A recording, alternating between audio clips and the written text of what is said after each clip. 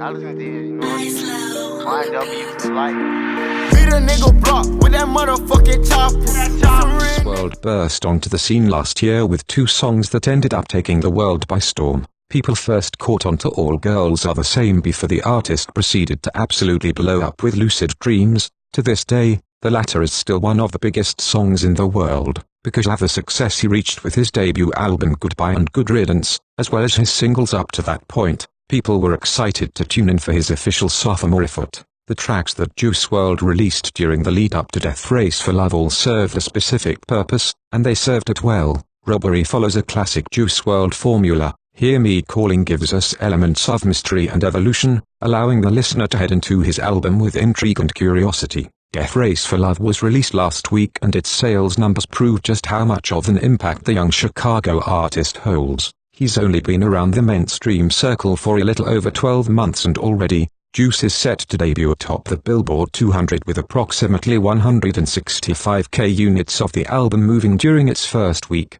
Those are huge numbers and would usually reflect directly in the content we are being presented. While you can tell that Juice WRLD is attempting to reach his next form, Death Race for Love ultimately ends up sounding somewhat chaotic. Yes, there are plenty of songs on here that will remain on repeat for the next few months. Fast, Ring Ring, Flaws and Sins, and a few others are personal favorites. However, as a whole, the album should have been more concise in both its literal length and thematic schemes. Juice WRLD's sophomore album begins with 3 songs that don't necessarily achieve anything special. Empty sounds like it would fit perfectly on the rapper's previous project. Maze is a bit of a departure from Juice's regular structure, featuring an interesting hook and a gloomy instrumental. The lyrical content is consistent with the majority of his past work and, most importantly, we've got the following lyric which will live on forever: "These pills and my Pro Tools still got logic." By the 4th song, the project starts to take a turn for the interesting, by way of an interlude performed by the incredible Brent Faiyaz.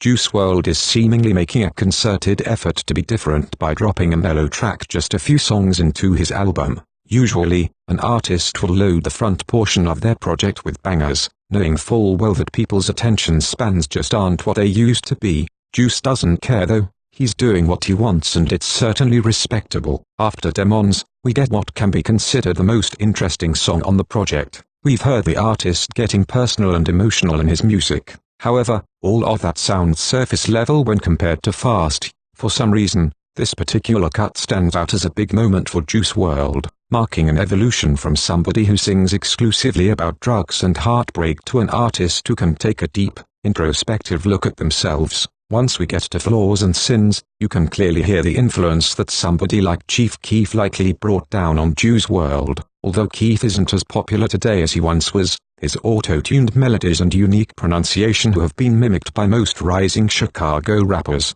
Juice doesn't exactly try and imitate the Chi-Town drill artist, but at times, the way he says certain words in the hook mirrors Keef's recognizable drawl. Things get much muddier by the time we reach Syphilis. Everything from the way this song is mixed to Juice's vocal inflections and ad-libbed screams XXXTentacion. This song easily could be mistaken as a collaboration between the late Florida rapper and his best friend Ski Mask the Slump God. When Juice WRLD explored his screamer side on Ski's Newtown, he actually sounded like himself. It was a refreshing change of lanes. However, Syphilis sounds like he's trying to be somebody that he isn't. It appears out of nowhere and just doesn't fit in the already loaded tracklist. The Bee's Knees would be a perfect place to end the project. It has a naturally satisfying outro after the beat switch, leading into a Kanye West-style production and an appropriate spoken word message from Juice WRLD. After flowing smoothly, he transitions into a minute-long goodbye message. Only, this isn't actually him saying goodbye. There are 6 more songs that follow. On top of that, the next song is debatably the most anticipated on the entire project, Young Thug's feature.